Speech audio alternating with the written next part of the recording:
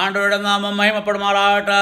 ആണ്ടവർ ഒരു കർത്ത ദിവസം കൂടെ നമുക്ക് നൽകിയിരിക്കെ നമുക്ക് ആണ്ടവരുടെ സന്നിധിയിൽ വരുവാൻ തക്കോണം ആണ്ടവർ നമുക്ക് ഒരു ദിവസം നൽകിയതിനാൽ നമുക്ക് ആണ്ടവരെ സ്തുതിക്കാം. നമ്മൾ പഠിച്ചുകൊണ്ടിരുന്ന വാക്യത്തിലേക്ക് നമുക്ക് പിന്നെയും തിരുമ്മിപ്പോയിടാം. എന്നാ വചനം നമ്മൾ വാസിച്ചത് നേരത്തെ നമ്മൾ 30 വരെ വാസിച്ചാച്ചേ 31 അതായത് എഫെസ്യർ 4:31 വാക്യം മുതൽ നമ്മൾ കീഴോട്ട് വാസിച്ചിടാം. എന്നാ சொல்லுது இங்கே சொல்லுது, ஆண்டவர் எல்லா கைப்பும் கோபமும் குரோதமும் அட்டகாசமும் தூஷணமும் சகல குணமாய் നിങ്ങളെ വിട്ടൊഴിഞ്ഞു പോകട്ടെ. ഇங்கே 6 കാര്യം இங்கே அப்போஸ்தலனாയ പൗലോസ് சொல்லுது. ஆண்டவர் என்ன சொல்லுது? എല്ലാ കയ്പും അല്ലെങ്കിൽ എല്ലാ ബിറ്റർനെസ്സും അത് മാത്രമല്ല എല്ലാ കോപവും എല്ലാ ക്രോധവും അതേപോലെ ആൻഡ് ക്ലേമർ എന്ന சொல்லி അട്ടഹാസം അല്ലെങ്കിൽ നീ ഒച്ചപ്പാടുണ്ടാക്കി അത് അട്ടഹാസം, അത് തന്നെ ദൂഷണം, അതായത് നീ മറ്റുള്ളവർക്ക് അവർക്ക് എതിരായിട്ട് சொல்லுന്ന രീതിയിൽ നമ്മൾ சொல்லுവ, അല്ലെങ്കിൽ ചില ദുർഗുണം, അതായത് എന്നേക്കാൾ നിനക്ക് ദുർഗുണം ഇരിക്കുക, അല്ലെങ്കിൽ നിനക്ക് എന്നേക്കാൾ ചീത്ത സ്വഭാവം ഇരിക്കുക, അല്ലെങ്കിൽ തപ്പ സ്വഭാവം നിൻ പക്കത്തിലേക്ക്, ഇതെല്ലാമേ നീ വിട്ട് ഒഴിഞ്ഞു പോകട്ടെ. ഇങ്ങനെ சொல்லுது ഈ 6 കൂട്ടം കാര്യം നമ്മൾ இங்கே பார்க்குது. என்ன சொல்லுது இங்கே ஆண்டவர் சொல்லுது, ഈ 6 കൂട്ടം കാര്യം നിങ്ങളുടെ ജീവിതത്തിൽ നിന്നും മായ്ച്ചിടേണ്ട ആവശ്യം ഇരിക്കെ. ഇത് നിങ്ങളുടെ ജീവിതത്തിൽ ഇരിക്കുക, നിങ്ങളുടെ ഹൃദയത്തിൽ ഇരിക്കുക എന്നുണ്ടെങ്കിൽ ആണ്ടവർക്ക് നിന്നോട് പേശ മുടിയാതെ, ആണ്ടവർക്ക് നിന്നെ നേസിക്കാൻ മുടിയാതെ നീ ആണ്ടവരുടെ ദൂരെ പോകുന്ന കാര്യം താൻ ഇതെല്ലാമേ. അതായത് എന്നാ ക്രോധം, കോപം, എല്ലാം കയ്പ്, ഇതെല്ലാമേ ആരോട് നമ്മൾ ചെയ്യുക? ഇത് എല്ലാം ചെയ്യുന്ന നമ്മുടെ സ്വന്തം സഹോദരന്മാരോട്. ഇത് ഇങ്ങനെ சொல்லுது സ്വന്തം സഹോദരന്മാരോട് தான் ഇങ്ങനെ சொல்லுது. അതായത് നമുക്ക് ആരുടെ കയ്പ് വരും? നമ്മുടെ സ്വന്തം സഹോദരന്മാരോട്. നമ്മൾ വേറൊരാൾ അല്ലെങ്കിൽ അന്യ ആൾക്കാരുമായിട്ട് കയ്പ് തോന്നാതെ, ക്രോധം നമുക്ക് തോന്നാതെ, അല്ലെങ്കിൽ അന്യാൾക്ക് ക്രോധം വരും, അട്ടഹാസം അവർ சொல்லுന്ന അതെല്ലാമേ നമ്മൾ അവരെ നമ്മൾ ഇൻസൾട്ട് പണി നമ്മൾ പേശിടുക, അതെല്ലാം അവരെ പറ്റി നമ്മൾ കുറ്റം സുമത്തിടുക, അവരെ പറ്റി അവർക്ക് ദുഃഖമായ രീതിയിൽ നമ്മൾ പേശിടുക, ഇതെല്ലാം നമ്മൾ എന്നാ ചെയ്യുക? ഇതെല്ലാം തപ്പുതാൻ.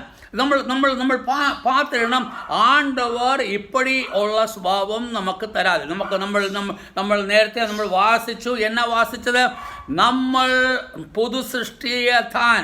നമ്മൾ പുതു സൃഷ്ടി ആവുമ്പോൾ നമുക്ക് എപ്പടി നമുക്ക് പുതു സൃഷ്ടിയായി നമ്മൾ വാസിച്ചാച്ചേ? യേശു ക്രിസ്തുവിൽ നിങ്ങളെ പുതിയ സൃഷ്ടിച്ചാച്ചേ. നിങ്ങൾ യേശു ക്രിസ്തുവിൽ പുതിയ സൃഷ്ടിച്ചപ്പോൾ, യേശു ക്രിസ്തുവിൽ സൃഷ്ടിച്ചപ്പോൾ ആരുടെ സ്വഭാവം നിനക്ക് വരണം? ആണ്ടവരായ യേശു ക്രിസ്തുവിൻ്റെ സ്വഭാവം നിനക്ക് വന്നിടണം.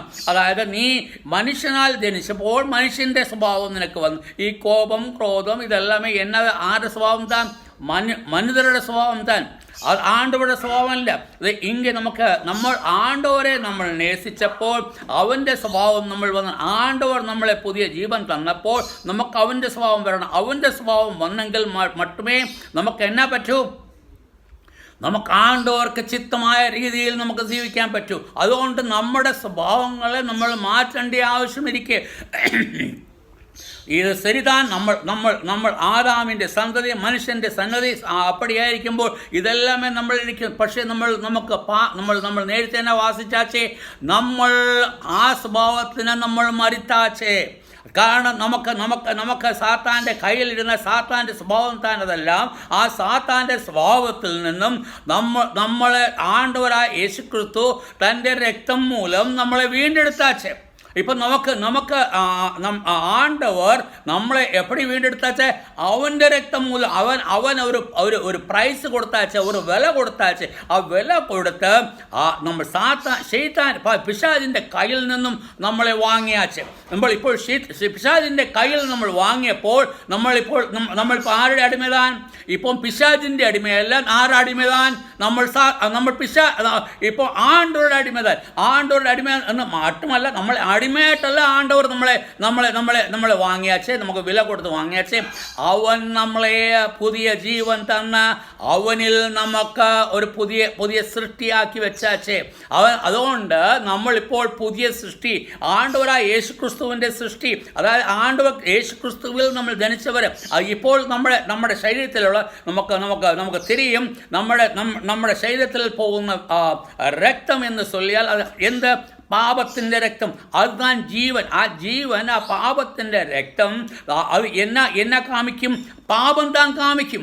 എന്നാൽ നമ്മൾ പുതിയ സൃഷ്ടി വന്നപ്പോൾ ആണ്ടവരായ യേശുക്രിസ്തുവിൻ്റെ രക്തം മൂലം നമ്മളെ കഴുകി അവൻ്റെ രക്തം നമ്മളിൽ വന്നാച്ചേ. അവൻ്റെ രക്തം വന്നപ്പോൾ പഴയ രക്തം മാറിയാച്ചേ, പഴയ സ്വഭാവം മാറിയാച്ചേ, പഴയ രീതി മാറിയാച്ചേ. നമുക്ക് ആണ്ടവരുടെ ചിത്തം താൻ നമുക്ക് പാക്കണം. അല്ലാതെ നമുക്ക് വേറെ ആരുടെ ചിത്തം നമുക്ക് പാക്കാൻ മുടിയാതെ.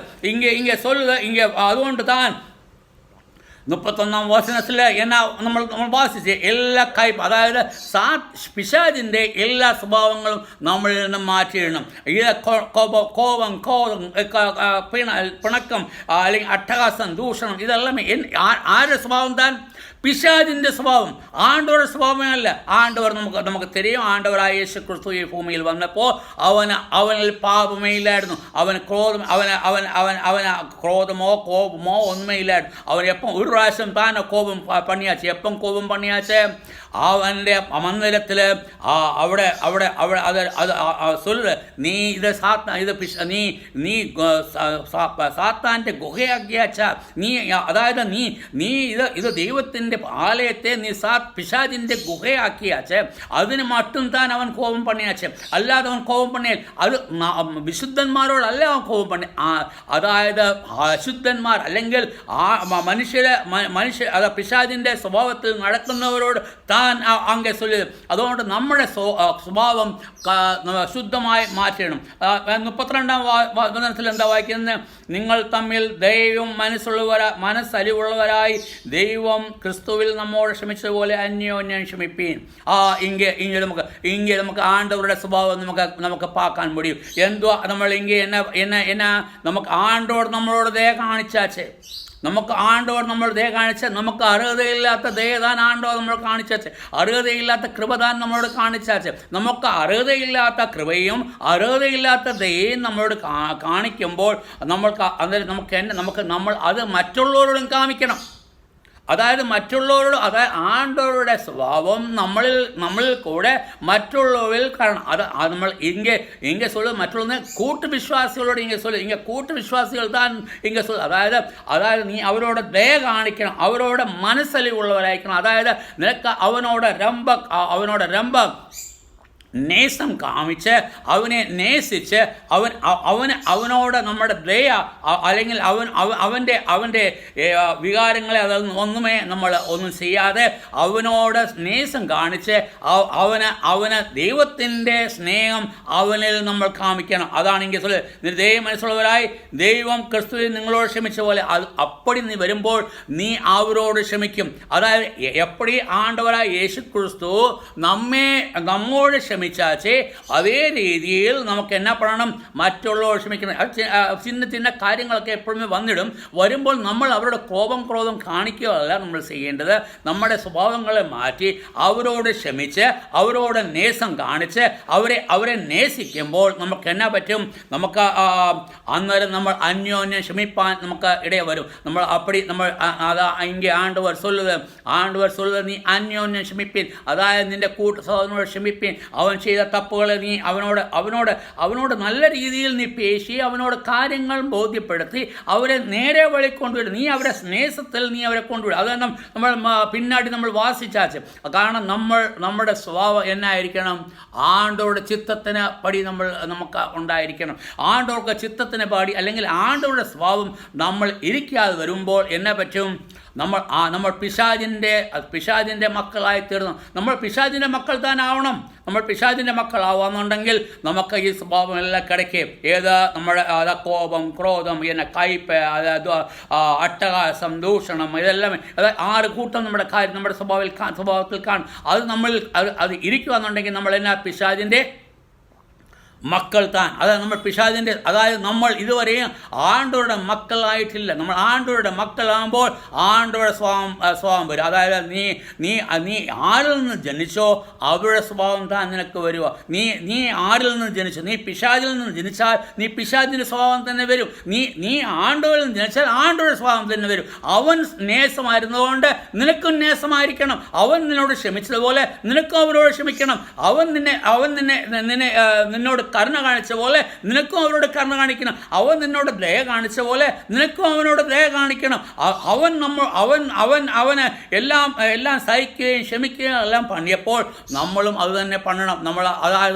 അത് താൻ നമ്മുടെ സ്വഭാവമായിരിക്കണം. അതായത് നമുക്ക് ഇങ്ങനെ അപ്പോസ്തലനായ പൗലോസ് നമ്മളോട് വളരെ സ്ട്രോങ് ആയിട്ട് എന്നാ சொல்லுது, അല്ലെങ്കിൽ വളരെ കഠിനമായിട്ട് എന്നാ சொல்லுது, നിങ്ങൾ ആണ്ടവരുടെ സ്വഭാവം നിങ്ങളിൽ വരണം. നിങ്ങൾക്ക് ആണ്ടവരുടെ സ്വഭാവം നിങ്ങളിൽ വരുന്നില്ലെങ്കിൽ നിങ്ങൾ എന്ന പിശാചിൻ്റെ സന്തതികൾ താൻ. പിശാചിനെ ചിത്തമായ രീതിയിൽ നടക്കുക. ആണ്ടവരായ യേശു ക്രിസ്തുവിനെ നിങ്ങൾ നിങ്ങളുടെ ഹൃദയത്തിൽ വെച്ചിട്ടില്ല. നീ ആണ്ടവർക്ക് ചിത്തമല്ലാത്ത രീതിയിൽ താൻ നടക്കുക. അത് തപ്പ് താൻ. അതുകൊണ്ട് നമ്മൾ വാസിച്ച് ഞാൻ നിർത്തുവാണ്. എന്നാ சொல்லுது, ആണ്ടവർ சொல்லியாச்சு. എന്നാ சொல்லியாச்சு, നിങ്ങൾ വീണ്ടെടുക്കപ്പെട്ടവർ. നിങ്ങളുടെ രക്തം നിങ്ങളുടെ കംപ്ലീറ്റ് മാറ്റി ശുദ്ധമാക്കിയാച്ചേ. നിങ്ങളുടെ പാവത്തെ കംപ്ലീറ്റ് മോചിപ്പിച്ചാച്ചേ. നിങ്ങളുടെ പാവത്തിൽ നിന്നും നിങ്ങളെ വിടുവിച്ചാച്ചേ. ഇനി നിങ്ങൾക്ക് പാവം നിങ്ങളുടെ മേൽ കിടക്കാതെ നിങ്ങളുടെ പാവത്തെ നീക്കി. ഇനി നിങ്ങൾ നരകത്തിൻ്റെ മക്കളല്ല. നിങ്ങളിനി നരകത്തിൽ പോകില്ല. നരകം നിങ്ങളെ ഒന്നും ചെയ്യാൻ പറ്റത്തില്ല. പിശാച് നിങ്ങളെ ഒന്നുമേ പണ്ണാൻ മുടിയാതെ, ആർക്ക് ഒന്നും പണ്ണാൻ മുടിയാതെ. അതായത് നമ്മൾ പിശാചിൻ്റെ മക്കൾ, നമ്മളിപ്പോൾ ആണ്ടവരുടെ മക്കൾ തന്നെ. അന്നേരം നമ്മൾ ആണ്ടവരുടെ മക്കളാകുമ്പോൾ നമുക്ക് ആരുടെ സ്വഭാവം വേണം? ആണ്ടവരുടെ സ്വഭാവം വേണം. ആണ്ടവരുടെ സ്വഭാവം ഇല്ലെങ്കിൽ നമുക്ക് പിന്നെയും പുനർപരിശോധന പഠനം. അതായത് നമ്മൾ பார்க்கணும், നമ്മൾ പിന്നാടി പോകണം. അത് നമുക്ക് എന്നാ പ്രോബ്ലം ഇരിക്കുന്നത് അത് നമ്മൾ பார்த்து നമുക്ക് ആണ്ടവരെ സ്തുതിക്കാം, അവനെ നമുക്ക് നമിക്കാം, അവനെ സ്തോത്രം പണ്ണാം. അവൻ്റെ സ്വഭാവം നമ്മളിൽ വരട്ടെ. ആണ്ടവരുടെ നാമം മഹിമപ്പെടുമാറാകട്ടെ. ആമീൻ.